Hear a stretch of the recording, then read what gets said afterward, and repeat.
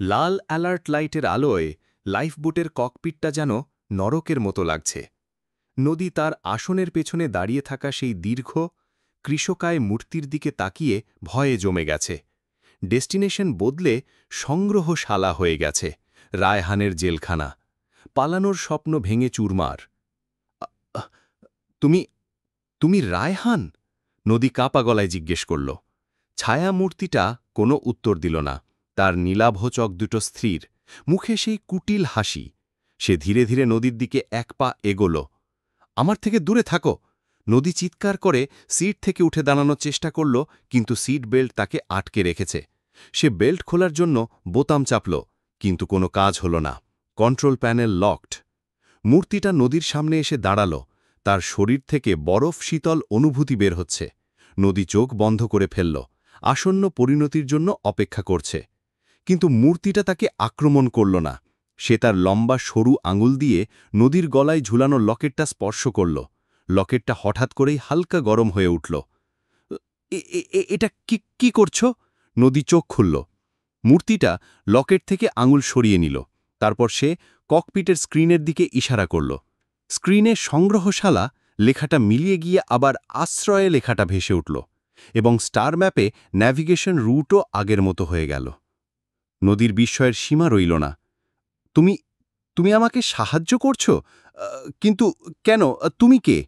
ছায়ামূর্তিটা এবার মুখ খুলল। তার কণ্ঠস্বর অস্পষ্ট, ফিসফিসে, যেন বহু দূর থেকে ভেসে আসছে।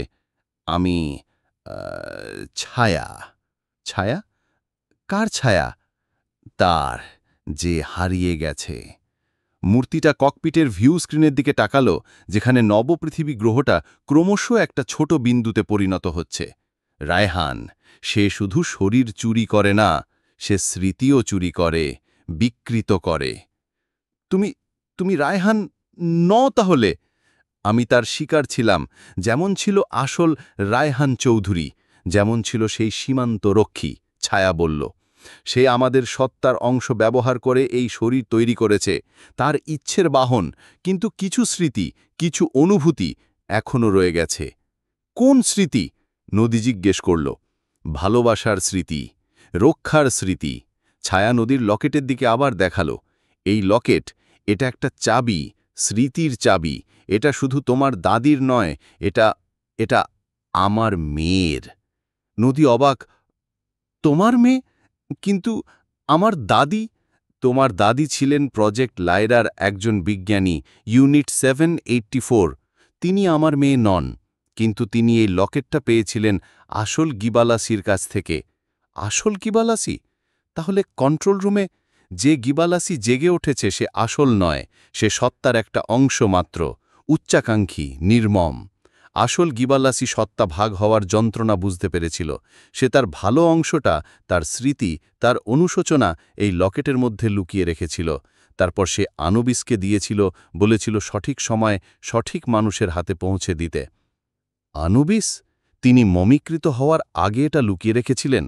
হ্যাঁ, আর তোমার দাদি, ইউনিট 784, হয়তো আনুবিসের শেষ বার্তা পেয়েছিলেন।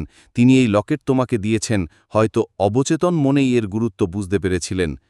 রায়হান এই লকেটের কথা জানত না, সে শুধু জেনেটিক মার্কার খুঁজছিল।